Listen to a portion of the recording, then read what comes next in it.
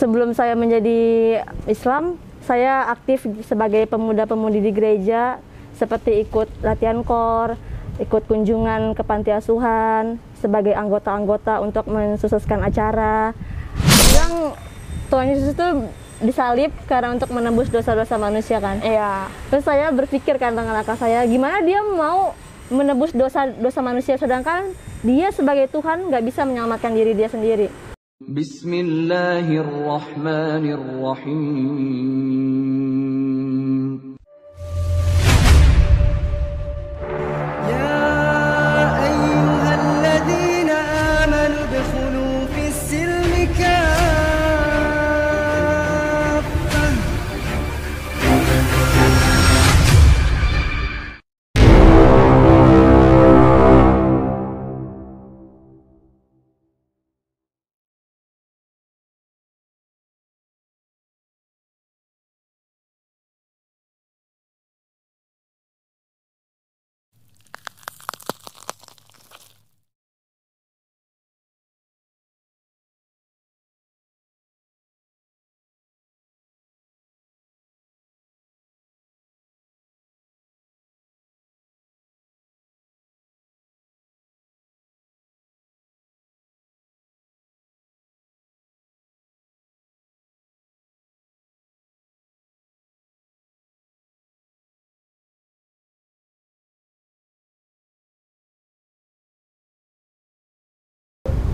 Assalamualaikum warahmatullahi wabarakatuh. Alhamdulillahirabbil alamin. Wassalatu wassalamu ala asrofil anbiya'i wal mursalin wa ala alihi washabbihi ajmain. Amma ba'du. Assalamualaikum teman-teman. Saya di sini Nova Hasanah. Saya sedang bersama teman saya yang bernama Safia Humairah. Insya Allah kami berdua akan membagikan kisah hijrah kami yang insya Allah menjadi inspirasi bagi teman-teman ngaji cerdas di sini. Nah, Kak Sofia, nama lengkap sebelum masuk Islam apa sih? Nama lengkap saya sebelum masuk Islam Theodora Aritonang, sesudah menjadi Islam Safia Humairah. Teman-teman memanggil saya kadang Humairah, kadang Humai. Oh, asalnya dari mana? Asal saya dari Sumatera Utara, namun saya tumbuh dan dibesarkan di Bogor. Kalau kamu sendiri? Nama saya sebelum saya masuk Islam, nama saya Renova Hutagaol. Tapi setelah saya masuk Islam, saya berubah menjadi Nova Hasanah. Dan asal saya berasal dari Jakarta. Jakarta, baik. Iya, Kak. Terus sebelum masuk Islam, apa sih agama kakak? Agama aku sebelumnya Kristen Protestan. Kalau kakak sendiri? Sama, saya juga Kristen Protestan. Insya Allah ya. Masya Allah. Terus, apakah dulu kakak sering aktif di gereja sebelum memeluk agama Islam? Oh, sebelum saya menjadi Islam, saya aktif sebagai pemuda-pemudi di gereja, seperti ikut latihan kor, ikut kunjungan ke panti asuhan, sebagai anggota-anggota untuk mensukseskan acara.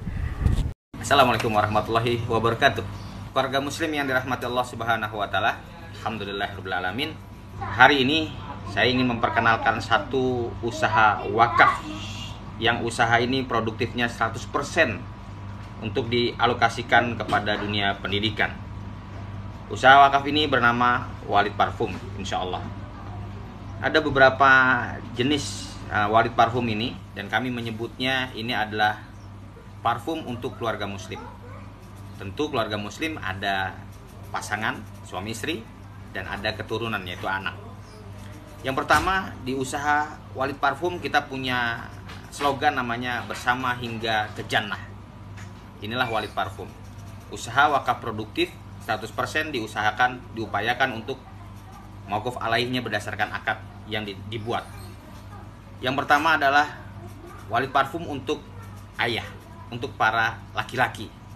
Namanya Walid Parfum beraroma Madinah. Namanya saja sudah jelas, Madinah.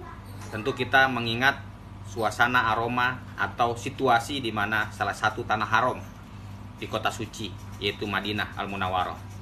Aromanya tentu akan menunjukkan dan bahkan mengingat-ingat kita saat menciumnya, saat dioleskan ke tangan, lalu dimulai diusap-usap dan menempel ke tubuh ini, kita akan merasakan bagaimana kita sedang berada di suasana kota suci itu, yaitu Madinah Al-Munawwarah.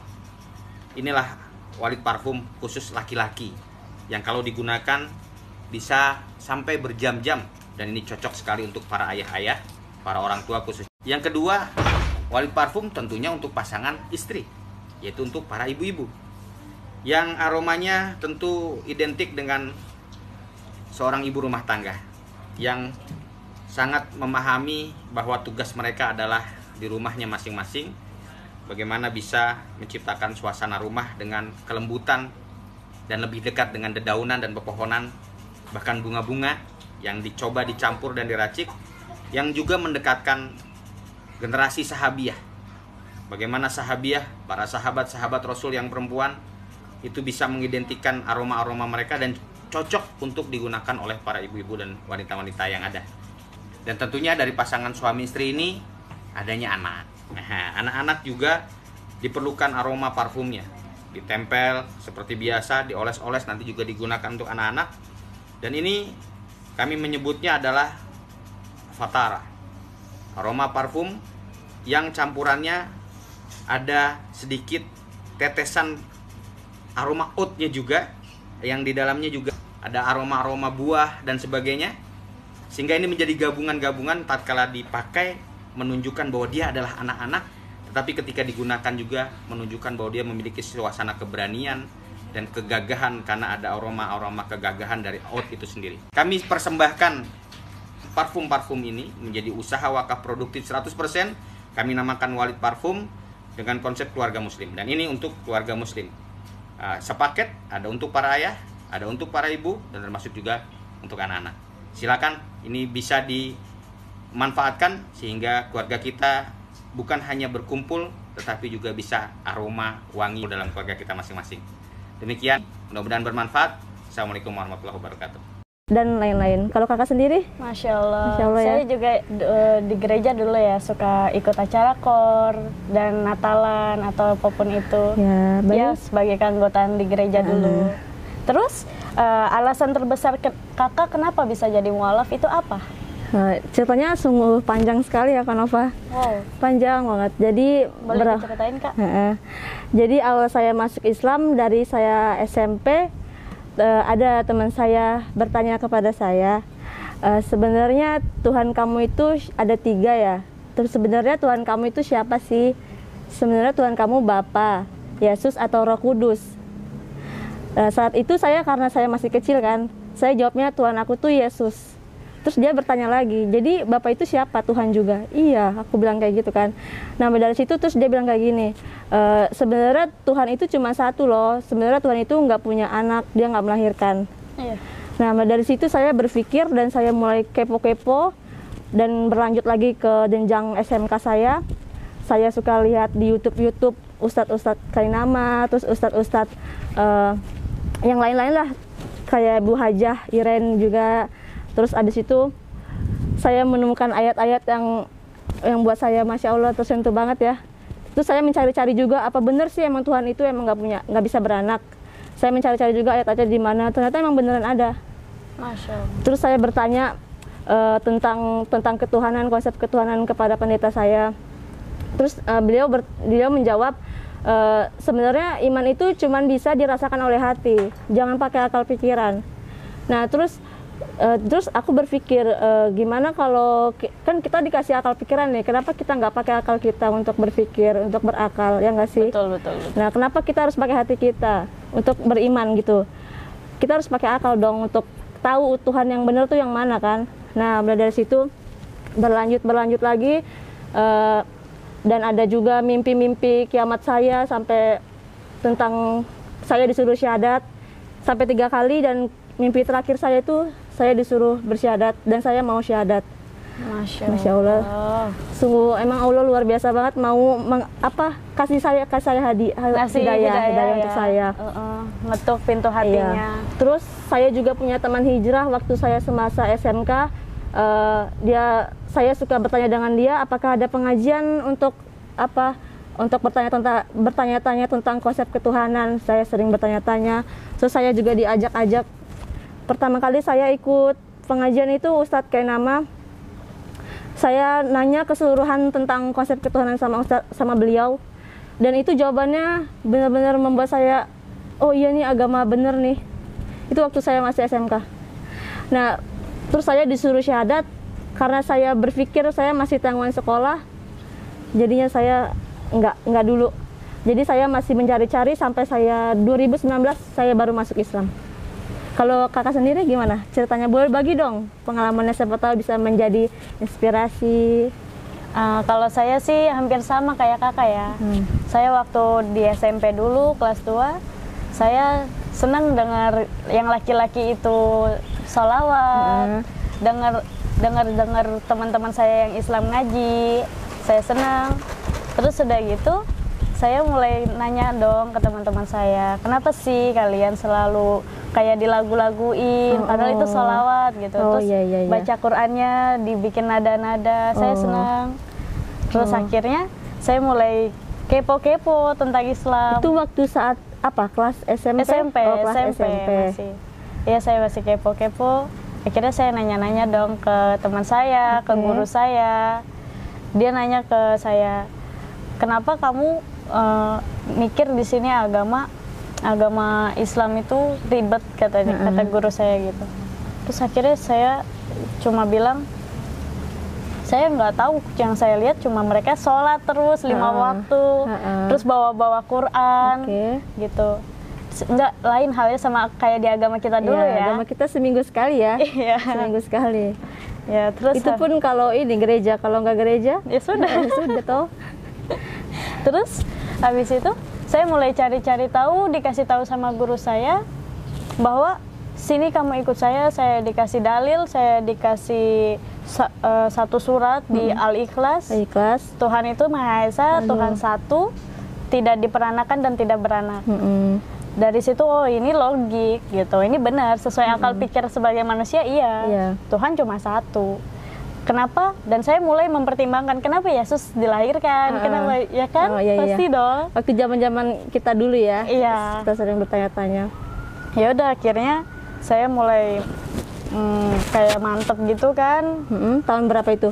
Tahun 2014. 2014. Waktu SMP ya? Iya, SMP kelas ya? 2. Kelas 2. Saya mulai mantap, saya bilang ke mama saya mau masuk Islam. Kata mama saya, ya sudah, yang penting jangan mainin agama, terus sudah gitu jangan setengah-setengah gitu. Saya ngomong dong ke guru saya, ke ustadz sama yang guru agama yang mengislamkan saya.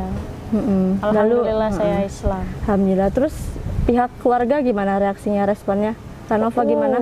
Dulu marah. Oh iya, pasti ya. Pasti dong, kamu juga dong. Iya dong, pasti banget. Iya. Dulu sempet ya cekcok sama bapak, apalagi ya, tahu kan bapak orang Batak kayak gimana.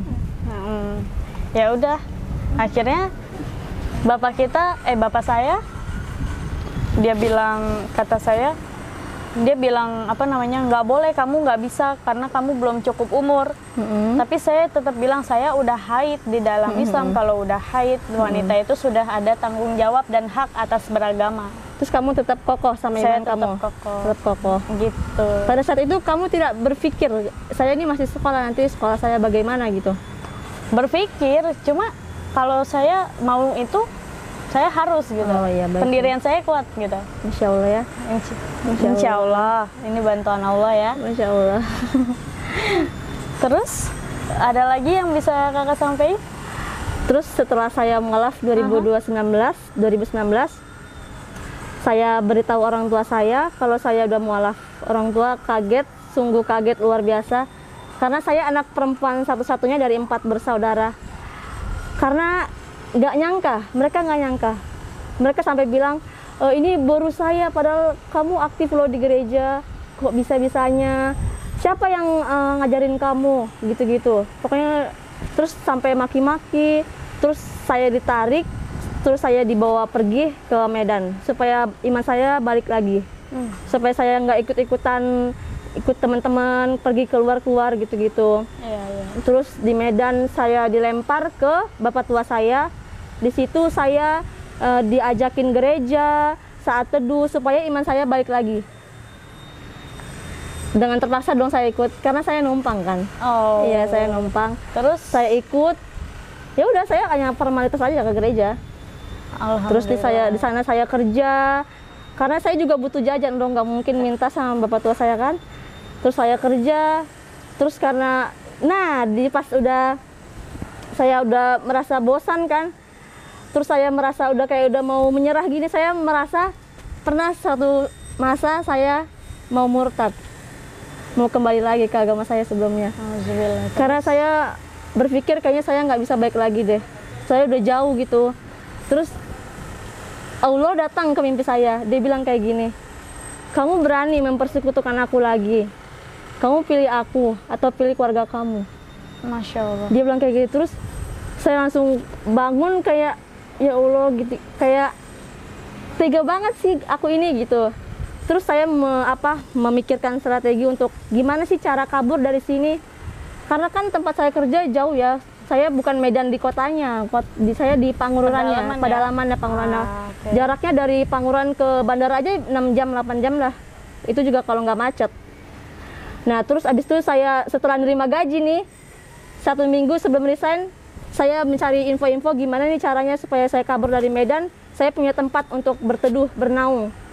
Nah saya ketemu Anaba ini, Masya Allah. Terus saya resign, saya kabur, naik pesawat, tiba ke Jakarta, ketemu di sini. Masya Allah. Kalau kamu gimana, Kakak Nova?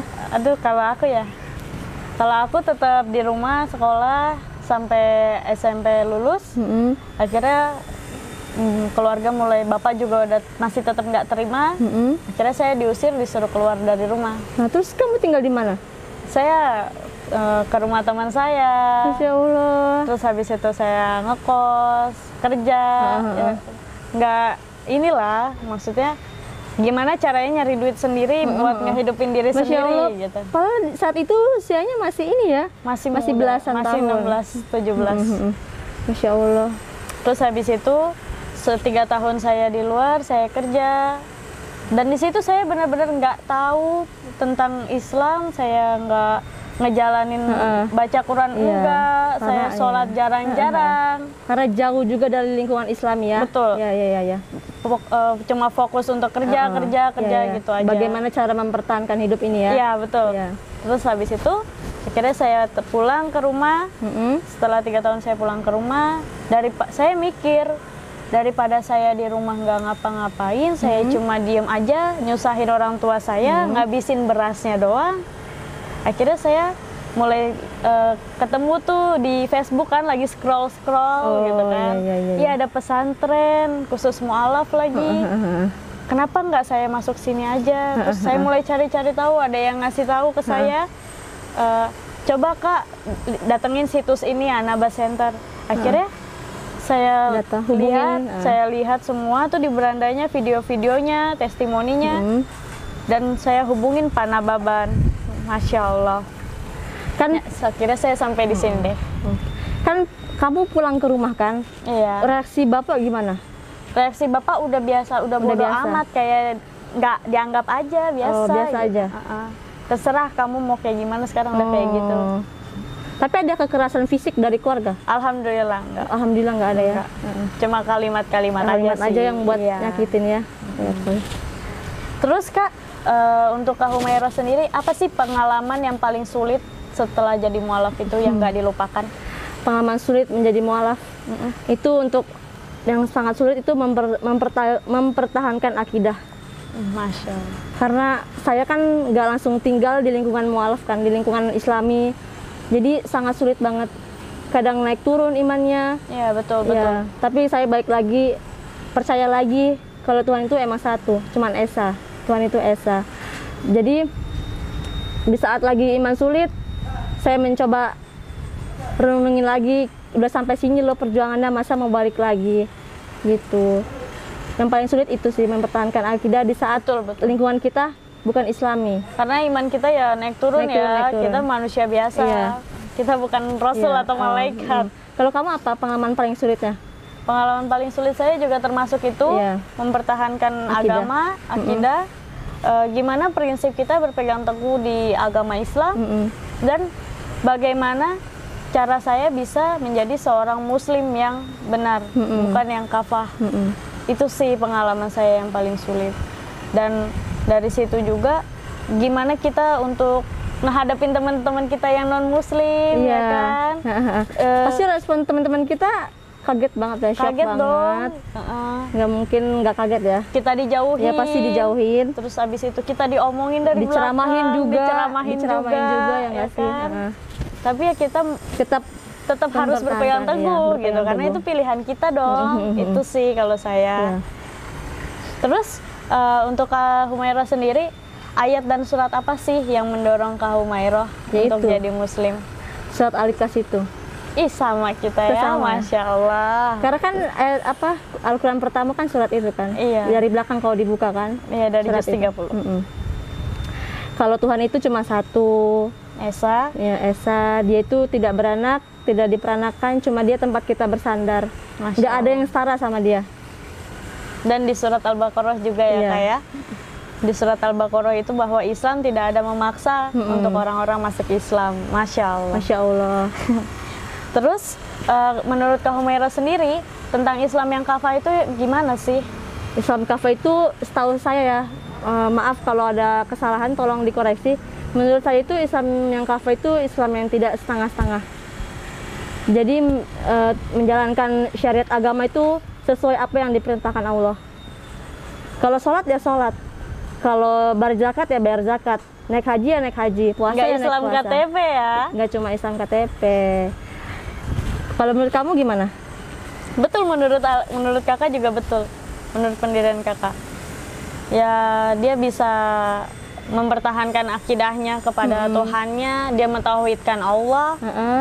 Terus habis itu dia melaksanakan apa kita sebagai Iya. muslim seperti apa, Perintahnya kita laksanakan. perintah-perintahnya, serta ayat-ayat Al-Qur'annya itu kita masukkan ke dalam Amal kehidupan kita. kita sehari-hari. Itu sih. Heeh. Kita amalkan dalam kehidupan kita sehari-hari, oke? Insya Allah kita Insya seperti Allah. itu ya. Insya Allah. Insya Allah teman-teman juga. Insya Allah. Terus Kak, pernah berdebat atau berdiskusi nggak sih tentang keyakinan yang dulu dan keyakinan yang sekarang sama teman-teman atau saudara Kakak Humairah Sama sendiri? teman-teman banyak. Dan itu jawabannya bukan yang nggak bikin hati saya puas. Yang salah satunya saya pernah bertanya sama pendeta saya kan tentang konsep ketuhanan. Dia bilang iman itu harus pakai hati. Terus saya bilang Tuhan ciptakan akal dan pikiran. Kenapa kita nggak pakai akal kita, pikiran kita? Ya, Banyak terus? banget.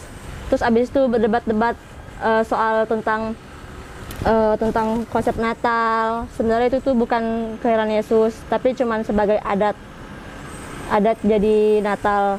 Terus konsep tentang Yesus disalib, Nabi Isa disalib, sebenarnya itu bukan Nabi Isa. Iya. Sebenarnya itu orang yang diserupakan oleh Allah. Iya, di dalam Iya. Al-Quran itu ada. Tapi menurut orang Kristen itu seperti itu ya. menurut orang Karena Kristen dia orang seperti yang itu. sesat. Terus banyak deh. Terus saya juga suka berdebat. Saya pernah nanya sih sama orang tua saya tentang Islam tuh kayak gimana sih? Kok kita nggak boleh sih belajar tentang agama yang lain? Terus dia bilang Islam itu agama teroris, kan banyak banget berita ya.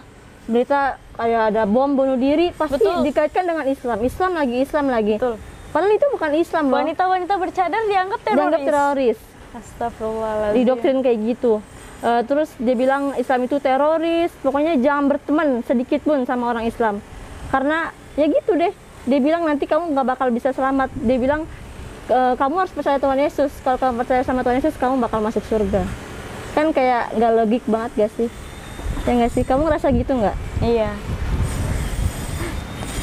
Kalau kamu pernah berdebat sama teman-teman kamu?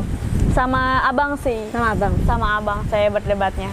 Waktu itu iman saya masih lagi turun, Iya. lagi down banget. Lagi down. Di rumah abang saya pasang lagu gereja. Oh, Aha. Terus saya di kamar saya pasang sholawat. ya Allah. Kamu tahu gak sih, abang saya langsung gedor pintu kamar saya. Terus gue bilang apa? Dia langsung bilang, ngapain sih pasang-pasang kayak gitu? Terus udah gitu aku bilang lagi dong, abang aja juga pasang kok, kita punya agama masing-masing bang, Masya gue Allah. bilang gitu. Terus akhirnya abang saya langsung ngajak saya duduk di ruang tamu. Sekalian diskusi. Iya, Diskusi. dia nanya, kenapa sih Nova milih Islam? Kenapa sih Nova yakin milih Islam?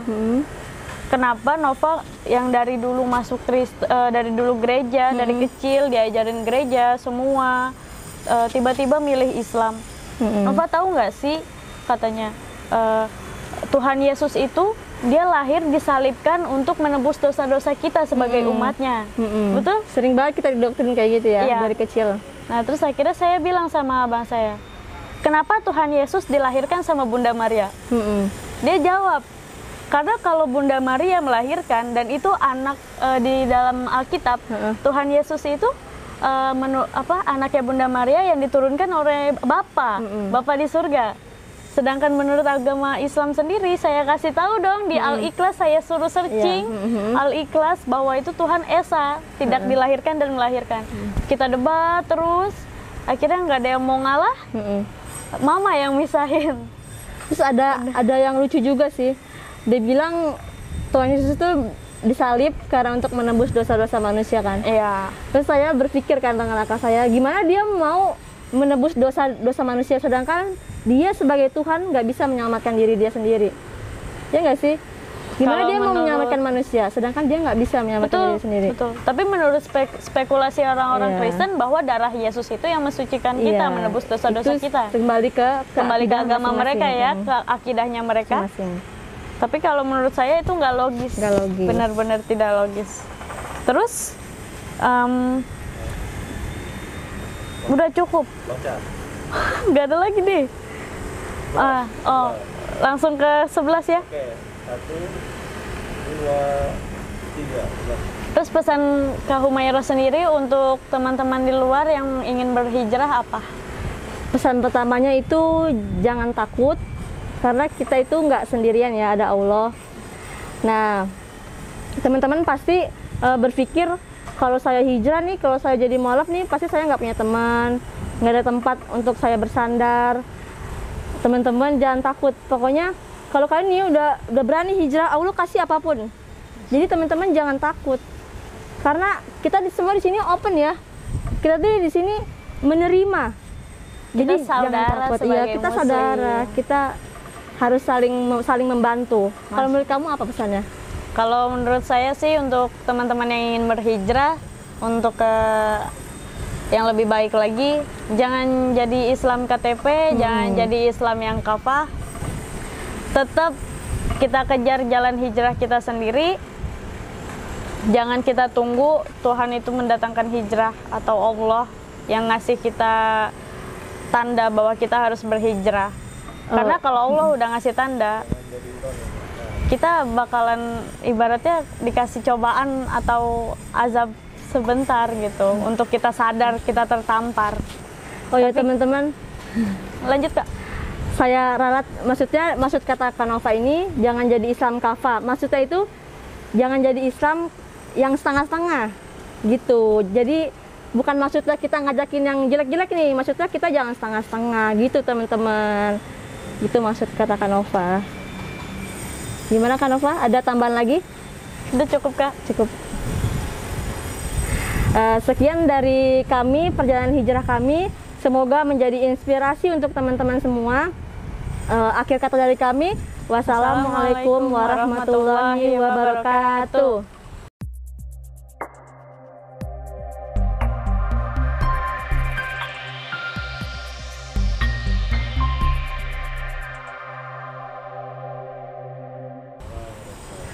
Oke. Kita nggak pakai di subscribe. Oh iya. Kita nggak pakai